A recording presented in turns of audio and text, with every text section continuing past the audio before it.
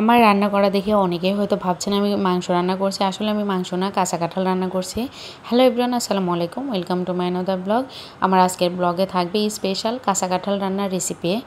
এখন কাঁঠালের সময় অনেকেই কাঁচা কাঁঠাল রান্না খেতে অনেক বেশি ভালো লাগে। আপনাদের জন্য এই ভিডিওটা করলাম।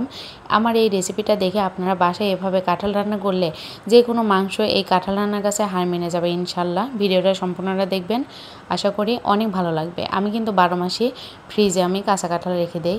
তো সামান্য পরিমাণ কাঁচা কাঁঠাল এখানে আমি ভাপ দিয়ে নেব যেন কাঁঠালের কষ্ট না থাকে। এখানে আমি কাঁঠাল নিয়ে নিয়েছি, এই জিরা আর 6 পিস এলাচ নিয়েছি, আমি এটা ভাজনার সাথে দেব। আর এখানে 6 পিস এলাচ দিয়ে 2 পিস লবঙ্গ, 4 পিস গোলমরিচ আর 4-5 পিস হচ্ছে দারচিনি নিয়েছি। আর আদা রসুন 4 কোয়া আমি বড় বড় কোয়া আমি বেটে নেব। আর এখানে গরুর চর্বি ছোটো ছোটো করে কেটে নিয়েছি, পেঁয়াজ রসুন আর মরিচ কেটে নিয়েছি। এবার আমি কড়াই গরম হয়ে গেলে এর মধ্যে তেল দিয়ে পেঁয়াজ কুচি দিয়ে দেব। এটা কিন্তু আমি ভাজনার জন্য উঠাবো, আপনারা কি বলেন আমি জানি না। পেঁয়াজটা বাদামি কালার হয়ে গেলে এর মধ্যে 1 পিস তেজপাতা, 6 পিস এলাচ আর জিরা আমি ভেজে মানে এটা তরকারি নামানোর আগে বেটে আমি তরকারির মধ্যে দিয়ে দেব। তো আমার এটা কিন্তু হয়ে গেছে। অনেকেই এই ভাজনাটা খান না, আবার অনেকেই খান, কিন্তু যে কোনো তরকারিতে ভাজনা দিলে কিন্তু তরকারিটা বেশি মজা লাগে।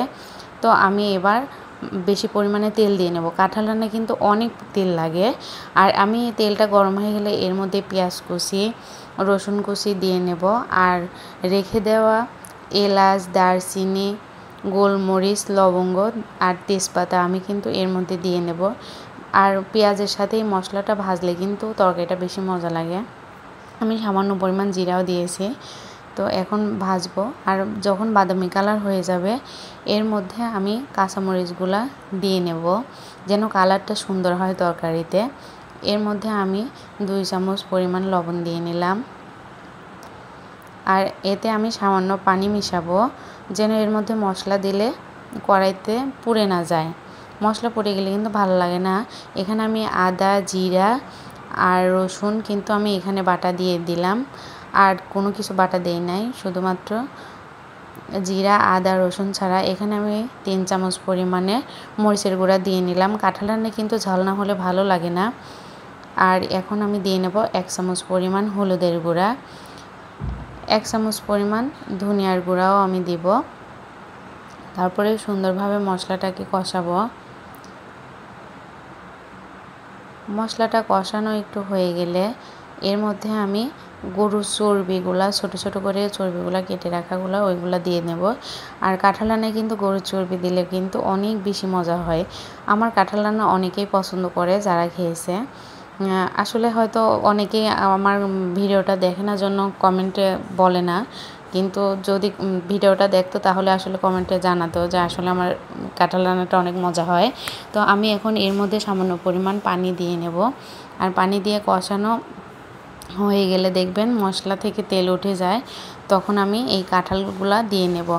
বিশ্বাস করেন এইভাবে কাঁঠাল রান্না করে খেলে এত মজা লাগে। আমি তো এই কাঁঠাল রান্না হলে আর কোনো তরকারি আমি প্লেটে নিই না, আমি শুধু এই কাঁঠাল রান্নাই খাই। আমি এমনিতে কিন্তু বাটিতে করেও খাই কাঁঠাল রান্না, আমার কাছে এত ভালো লাগে। আর কাঁঠাল রান্না একদম মুরগির মাংস আপনারা যেভাবে রান্না করেন ঠিক সেইভাবে রান্না করতে হবে। আর কাঁঠাল রান্না একটু তেলটা বেশি দিতে হয়, তাহলে বেশি মজা হয়। তো আমি হালকা একটু কষানোর পরে একটু পানি দিয়ে নিলাম, কারণ মাংসের মতো করেই কিন্তু বারবার অল্প অল্প পানি দিয়ে কষাতে হবে। আর যে কোনো রান্নাতে কিন্তু গরম পানি দিলে তরকারিটা খেতে বেশি টেস্ট হয়, ঠান্ডা পানি দিলে কিন্তু তরকারির স্বাদটা অনেক কমে যায়। তো আমি এইভাবে অল্প অল্প পানি দিয়ে কষাতে থাকবো। আর কষানো হয়ে গেলে তারপরে কিন্তু ঝোলের পানিটা দিতে হবে। আপনারা কালারটা দেখে বুঝতে পারছেন যে আসলে কাঁঠাল রান্নার কালারটা কত সুন্দর হয়েছে। তো আমি এখন ঝোলের পানিটা দিয়ে নিলাম। আর ঝোলের পানিটা বেশি দিবেন না, বেশি দিলে কিন্তু তরকারির টেস্টটা নষ্ট হয়ে যায়। কারণ আমি কষাতে কষাতেই আমি কাঁঠালটা সিদ্ধ করে নিছি। আর কাঁঠাল রান্নাটা একটু কষকষ থাকলে বেশি ভালো লাগে।